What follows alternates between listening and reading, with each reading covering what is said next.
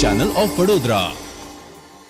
ડભોઈ તાલુકાના બનૈયા ગામે બનાવેલું નાળું તૂટી ગયેલું છે અને 7 ફૂટ જેટલો ઊંડો ખાડો પડી ગયેલો છે.